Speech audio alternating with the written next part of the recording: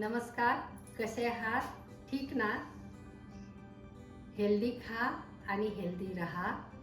उमा किचनमध्ये चला. तुम्हाला मी आवाकडूची चटणी शिकवणार आहे आणि ती खूप हेल्दी आहे.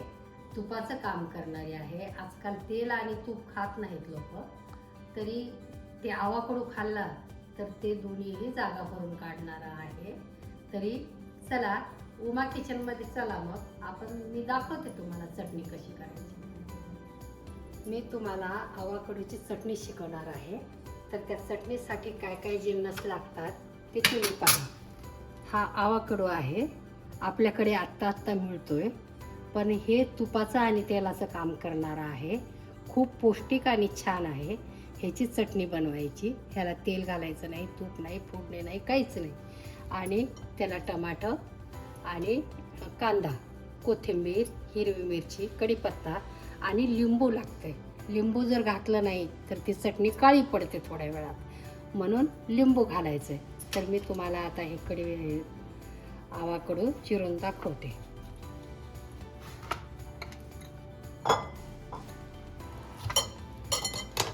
आता हे चिरलेला आवाकडू आहे. हे खूप सुंदर चटणी लागते ह्याची. तरी आता मी हे बाउलमध्ये काढून घेते. अगदी सोप्या पद्धतीची आणि अगदी छान चटणी होते ही. ह्याच्यामध्ये बी असतं, ते बी काढून टाकायचं. आता हे चटणी म्हणजे हे अशा लहान लहान पीस केल्यात आणि जास्ती पिकलेली असली तर अगदी त्याचं आपल्या साधं वरण आपण हाटतो ना तसं होतं. आणि कांदा घालायचा,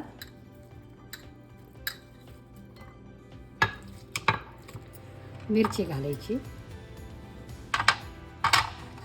आणि कोथिंबीर, कढीपत्ता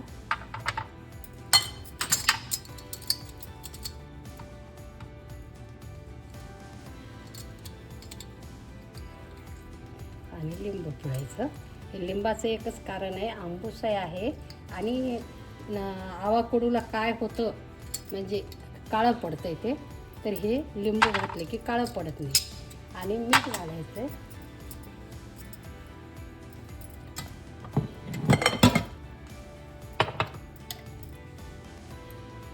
मीठ आणि लिंबू झालं की हे काळं पडत नाही.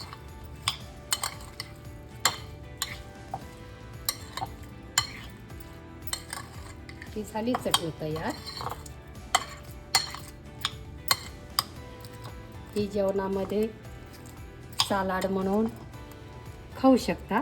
आणि ती चटणी तुम्ही चटणी म्हणून जेवणामध्ये खाऊ शकता आणि कितीही खाऊ शकता. जसं आता तुम्ही पोळी कमी खाता, भात कमी खाता, आवाकडूची चटणी एवढी एकाने खाल्ली तरी चालते.